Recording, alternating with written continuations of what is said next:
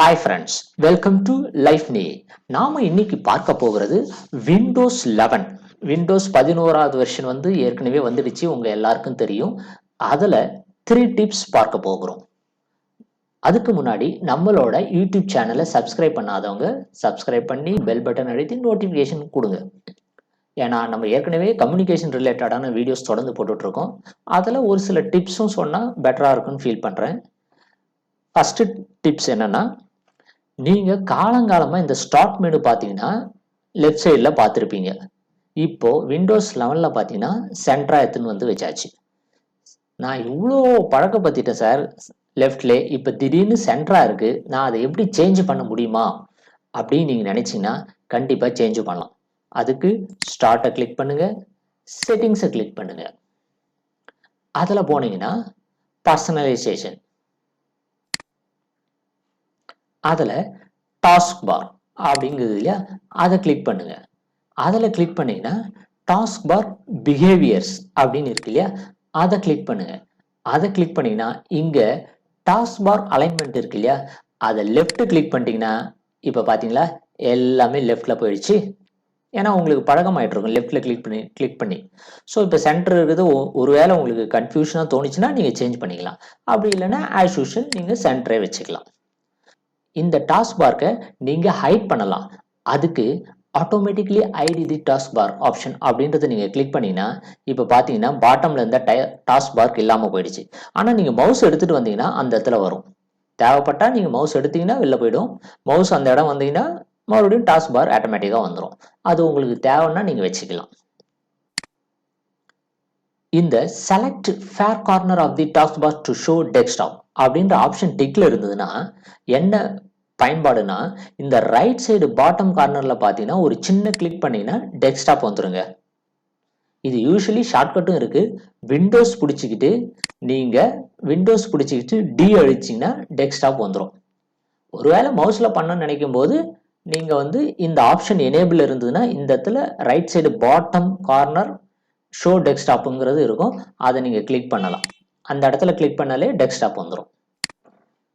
Number 2 tips என்னன்னா, இப்போ ஒவ்வொன்றுத்தையும் நம்ம மினிமைஸ் பண்றதுக்கு பதிலா, அதாவது என்னோட எந்த ஆப் நான் வச்சுட்டு இருக்கணும் அதை தவிர நான் மற்றது எல்லாத்தையும் மினிமைஸ் பண்ணணும்னு நீங்க நினைச்சீங்கன்னா அந்த டாப்ல இருக்கக்கூடிய இது வச்சுட்டு நீங்க இப்படியே ஷேக் பண்ணீங்கன்னா எல்லாமே மினிமைஸ் ஆயிடுச்சு பாருங்க. அதாவது நான் எதை வேணுமோ அதை தவிர மற்றது எல்லாம் மினிமைஸ் ஆயிடும். அந்த ஆப்ஷன் எப்படி பண்ணுவதுன்னா, செட்டிங்ஸ் வாங்க, சிஸ்டம்ல பார்த்தீங்கன்னா மல்டி டாஸ்கிங். இந்த மல்டி டாஸ்கிங்ல டைட்டில் பார் விண்டோ ஷேக் அப்படிங்கிற ஆப்ஷனை நீங்க எனேபிள் பண்ணிருந்தீங்கன்னா, இப்போ நான் டிசேபிள் பண்ணதுக்கு அப்புறம் பார்த்தீங்கன்னா என்ன பண்ணாலும் வராது. பார்த்தீங்கன்னா இதுவும் ஓப்பன்ல தான் இருக்கு. ஆனா அதுவே நான் இதை எனேபிள் பண்ணதுக்கு அப்புறம் பார்த்தீங்கன்னா ஜஸ்ட் பாருங்க, பின்னாடி இருந்த எக்ஸலும் பார்த்தீங்கன்னா ஆட்டோமேட்டிக்கா மினிமைஸ் ஆயிடுச்சு. அதுதாங்க டைட்டில் பார் விண்டோ ஷேக். அந்த டைட்டில் பாரை நீங்க ஷேக் பண்ணும்போது ஆட்டோமேட்டிக்கா எல்லாமே மினிமைஸ் ஆயிடும். எந்த ஆப் வேணுமோ அது மட்டும்தான் மேக்சிமைஸ்ல இருக்கும். அடுத்தது மிகவும் வெரி வெரி இம்பார்ட்டண்ட்டான ஒரு டிப்ஸ். இது ரொம்ப யூஸ்ஃபுல்லா இருக்கும். ஏன்னா நீங்க ஒரு நாளைக்கு 50 பக்கம் 10 பக்கம் டைப் பண்ணணும் தமிழ்ல அப்படின்னு நீங்க நினைச்சீங்கன்னா ரொம்ப ஈஸியான மெத்தடுங்க. என்ன, நீங்க அப்படியே படிச்சீங்கன்னா ஆட்டோமேட்டிக்கா அதுவே டைப் பண்ணிடும். பாக்குறீங்களா? இப்ப வேர்டை ஓபன் பண்ணிட்டேன், கர்சரை கிளிக் பண்ணிட்டு விண்டோஸ் கீ அழுத்திக்கிட்டு ஹெச், ஜேவுக்கு பக்கத்துல இருக்கக்கூடிய ஹெச்சை பிரஸ் பண்ணுங்க. வணக்கம் நண்பர்களே, அம்மா எப்பொழுதும் சந்தோஷமாக வைத்திருக்க வேண்டிய ஒரு ஜீவன்.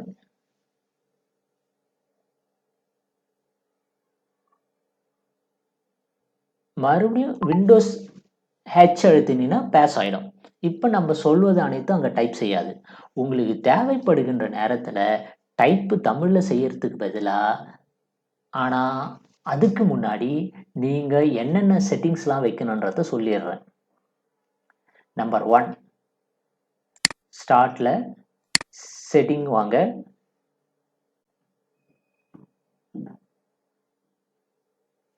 அடுத்தது டைம் அண்ட் லாங்குவேஜ், அதை கிளிக் பண்ணுங்க. அடுத்தது லாங்குவேஜ் அண்ட் ரீஜியனை கிளிக் பண்ணுங்க. அதில் நம்மளோட ஆடு லாங்குவேஜில் தமிழை நீங்கள் ஆட் பண்ணியிருக்கணும். அது முக்கியமான விஷயம். அடுத்தது தமிழ் ஆட் பண்ணதுக்கப்புறம் பார்த்தீங்கன்னா அங்கே கிளிக் பண்ணி லாங்குவேஜ் ஆப்ஷன்ஸ் கிளிக் பண்ணுங்க. அதில் போனீங்கன்னா இது எல்லாமே இன்ஸ்டால் பண்ணியிருக்கணும். லாங்குவேஜ் பேக்கு, பேசிக் டைப்பிங்கு, ஸ்பீச்.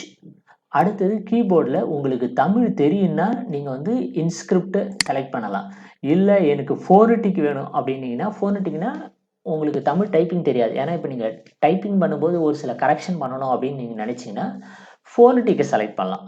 ஏன்னா உங்களுக்கு தமிழ் டைப்பிங் தெரிலனா அம்மா AMMA அப்படின்னு வச்சிங்கன்னா அது ஃபோனட்டிக்கில் ஒர்க் ஆகும். எனக்கு தமிழ் டைப்பிங் தெரியுன்றதுனால நான் இன்ஸ்கிரிப்ட் இல்லை 99 ஏதாவது ஒன்று செலக்ட் பண்ணிப்பேன். ஸோ இதை 2 செலக்ட் பண்ணதுக்கப்புறம் பார்த்தீங்கன்னா இங்கே வந்து டாஸ்க்பாரில் லாங்குவேஜை செலக்ட் பண்ணணும். அதுக்கு விண்டோஸ் பிடிச்சிக்கிட்டு ஸ்பேஸ் பார் அடிச்சிங்கன்னா உங்களுக்கு வந்து எனேபிள் ஆகும். எது வேணுமோ நீங்கள் செலக்ட் பண்ணிக்கலாம்.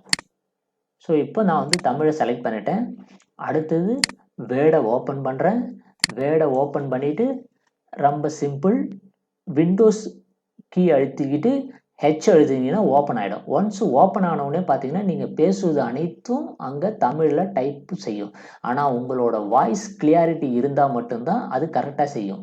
ஒருவேளை 1-2 வார்த்தைகள் தவறுகளாக இருக்கும்போது நீங்கள் மேனுவலாக சேஞ்ச் பண்ணிக்கலாம். இப்போ நான் ட்ரை பண்ண போகிறோம் பாருங்கள். Windows H. வணக்கம் நண்பர்களே, நீங்கள் அனைவரும் என்னுடைய வீடியோவை பார்க்கிறீர்களா?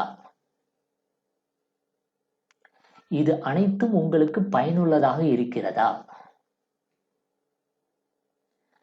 அப்படி இருந்தால் நீங்கள் ஏன் லைக் செய்ய மாட்டீர்கள்?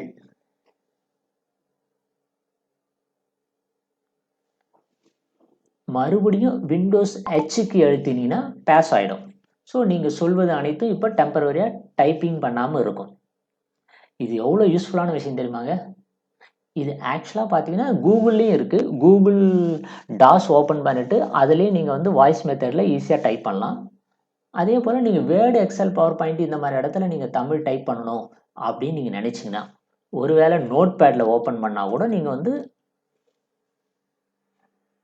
அதுக்கு முன்னாடி இங்கே லாங்குவேஜை மாற்றணும். ஏன்னா நோட் பேடு நீங்கள் டைப் பண்ணும்போது இங்கே தமிழ் வராது. இப்போ அதே விண்டோஸ் H. வணக்கம் நண்பர்களே. ஆனால் இதில் வந்து நான் தமிழ் வராது. ஸோ வேர்டில் மட்டும் பார்த்தீங்கன்னா வரும். ஸோ இங்கே மறுபடியும் இங்கே நீங்கள் தமிழை வந்து செலக்ட் பண்ணுங்க. தமிழை செலக்ட் பண்ணிட்டு வணக்கம் நண்பர்களே.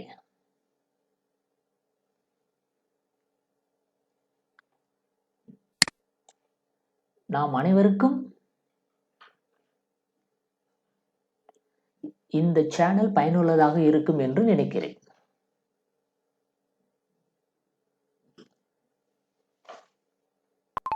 பார்த்தீங்களா, நம்ம சொல்வது அனைத்தும் அழகாக ஈஸியாக டைப் பண்ணுது.